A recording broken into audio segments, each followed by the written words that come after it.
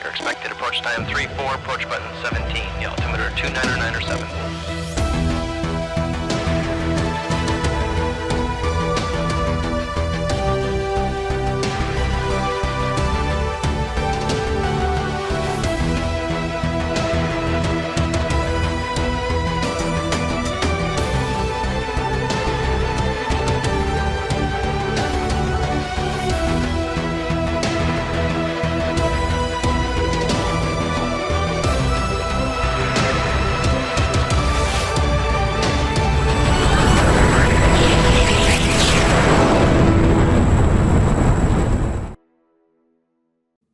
Well, welcome back to the channel and another DCS situation report today, where we discuss news and information about DCS world. I'm your host, of course, Prickly Hedgehog, and as always, I do hope this video finds you well, wherever you're tuning in from today. This week we see some more news on the development of the Hind. ED advised that one of the new features coming to the next MI24P update is the KM2 Magnetic Declination Adjustment System. With it, the co-pilot, or CPG, will have to dial magnetic variation into the KM2 to get the true heading on the RMI display. When the CPG is Petrovich AI, he will automatically adjust it as soon as the course system Greben is switched on, or if you start from a hot aircraft. They've added a number of new keybinds for the radios, and some conflicts have also been resolved as part of that. Separate key bindings for the CPG weapon selector have also been added. They've also been able to resolve several more frustrating bugs, like the ATGM show selector panel between multi-crew players desync and the rocket's side selector bug. They've addressed the heading autopilot channel bug that prevented the heading AP channel from switching to idle and back to heading hold mode. They are currently refactoring the pedals trim system and pedals micro switch system. So that's good news. And in the next development report, they will bring us the completed implementation of the R60 air-to-air missile for the Hind as well. I don't know about you, but the rise of the helicopters in DCS over the last year and a bit has got me much more intrigued about this type of flying, especially as I become a little bit more accustomed to the Apache. It really does make me want to try out the Hind again for comparisons, along with the KA-50.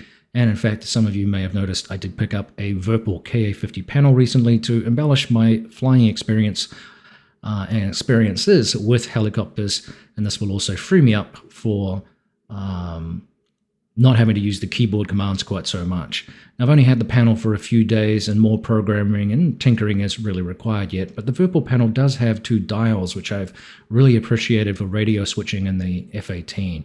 So at a later stage, just like the Apache, I'll be ready to provide more comprehensive reviews on both of those things. Stay tuned. Speaking of the Apache, ED also announced this week that there is a livery competition for the aircraft, outlined as follows. Now, you're going to need to use the official texture template. There is a link to it. ED are holding an AH-64D livery contest. The top 10 submissions will have their work featured as an official AH-64D livery and will receive an Eagle Dynamics module of your choice. Nice. Here are some of the requirements and details. So the livery must be created using the template. And I'll try to put a link in for these as well. The livery must be based on current or historic schemes from any AH-64 variant, and the livery must be associated with one of the countries currently present in DCS world. Now, there is another link for instructions on saving textures with the MIP levels using NVIDIA texture tools for Adobe Photoshop as well. Once you've submitted your file to the user files, please enter the AH-64D livery competition forum topic with a screenshot and a link to your file. The contest will run until the 29th of May. All 10 winners will receive a copy of the Apache or any other Eagle Dynamics module that can also be used or given as a gift to any DCS account. Nice again. Well, continuing last week's topic on campaigns, it looks like we're set to get another F-14B campaign. The title is Operation Sandworm, and it is produced by Sandman Simulations. A little June-like theme there, perhaps. According to the blurb, the date of the campaign setting is 1998, and tensions in the Persian Gulf are now growing rapidly. Human rights violations, brutal military crackdowns on rallies, and the executions of political prisoners has led to the US and EU sanctions against Iran. It's got a similar ring to it. In response, Iran has been conducting irregular violations of the airspace of neighboring countries and obstructing international shipping through the strait. Despite attempts made to resolve the problems diplomatically, the world understands that the situation could get out of control at any moment. To prevent a direct military conflict, the 9th Aviation Wing of the US Navy is being sent to the region. They're telling us to look out for the DCS F-14B Operation Sandworm Campaign by Sandman Simulations. It's coming soon. It looks pretty cool. I'm always pleased to see more campaigns like this come out. I really enjoy flying the F-14 in some of these campaigns that we have. Now, a lot of you expressed some really interesting thoughts on the dynamic campaign discussion last week, with a general rally of support for the need for something offering a non-linear playability and, for that matter, replayability. Hopefully we'll hear from ED on aspects of that dynamic campaign work, but in the interim, I guess these linear campaigns are pretty entertaining and aren't a bad substitute for something that we're really looking forward to. That pretty much covers the released info from ED this week, but of course there are nuggets not covered in the main newsletter here also. One was from WAGS, so technically an official piece of news, of course, but it's centered on the F-16C's primary data link track, also known as the PDLT. Now, this is a bit of data sharing, which is similar to the Hornet's DL system or data link system, although apparently, according to WAGS, a little bit more ghetto in appearance than the Hornet's. It allows you to select objects or targets in sensor range, which will then be displayed on the joint helmet-mounted queuing system.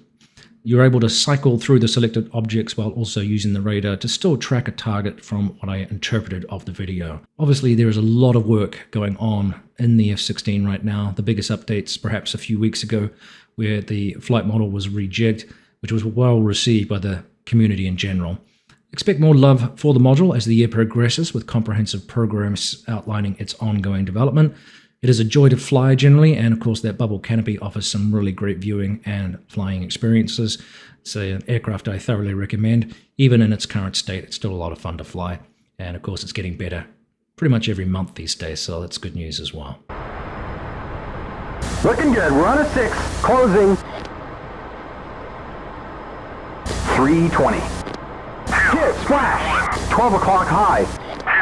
280. Well, third-party developer IndiaFox Echo, we haven't heard from all that much recently. They are working a lot on Microsoft Flight Simulator products as well as ones for DCS World. And of course, they gave us a little bit of an update on the MB339 recently, which you will recall probably was pushed through for an assessment phase with the ED team earlier this year. Perhaps late last year too, but my memory might be a little off there. Now, IndiaFox Echo, the team there apologized for the silence on the project of late. They tell us here that they were busy with the finalization of the navigation system, including the CDU of the aircraft, with the possibility of actually loading data cards, which is pretty cool. I know people have brought this up for some of the other aircraft as well. Now, this is the first project in DCS World for the team, and they explained that their goal is to release a complete and quality module from day one. Although the MB339 is not an aircraft as complex as a modern fighter, they tell us, nonetheless, the level of detail achieved in its reproduction makes it an aircraft to need to be explored deeply, both in terms of its flight characteristics and in terms of the operation of each individual system. In terms of realism, they're telling us that they have achieved 95% fidelity compared to the real plane. They also received valuable feedback from the DCS World testing team that helped them improve some aspects that they had left out, as well as discovering some hard-to-find bugs. In any case, despite the accumulated and small delays that they've had, they're telling us that they're continuing to work constantly, and they will strive to provide more frequent updates regarding the status of the project for DCS World, which is good news. One area that came unstuck apparently were some Italian Air Force symbols, which are subject to licensing copyright, and they had to be removed from the virtual aircraft. They are working with the Italian Air Force on aspects of that, but it appears that some of these are individually licensed, so as such, don't expect some symbols for now.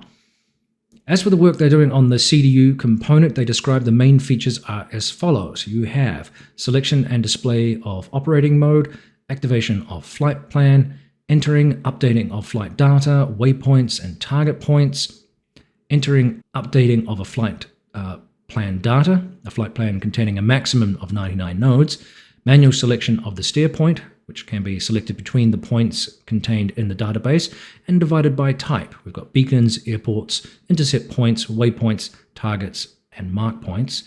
Automatic selection of the steer point when a flight plan is selected. Position updating, mark point acquisition, a maximum of 10. Steering data calculation for navigation in terms of steer point data, magnetic bearing and drift angle, distance, time to go, time estimated to the steer point, commanded magnetic course, and lastly, data display. There is more data here in the newsletter that they provided in terms of the various specific features and their respective functions, but I will refer you to the link to the PDF if you'd like to peruse that information, which it's a little bit too detailed for a news overview video this week. The summation we can make, though, is that the team had done a lot of work on this module, and as we've seen with the Apache, teams taking the time to really polish the modules prior to early access release usually get rewarded with pretty positive consumer feedback from what really is a pretty demanding community. Indeed, the growth in the community and the quality of the products being produced is certainly raising the bar for all who are involved in the production of third-party products or maps or whatever else it is for DCS World, which is good news. I expect to be doing some sort of update on third-party modules here fairly soon, once a little bit more information comes to light. I'm very interested in the growth of periphery products that we have right now too, which once upon a time could only have been dreamed of, so stay tuned for more information on that in the coming weeks. I think this brings us to the end of another DCS situation report for this week, just a short one. I do hope you had a great week and had some time to enjoy DCS World. We'll talk next time. Take care, everyone. Prickly Hedgehog out.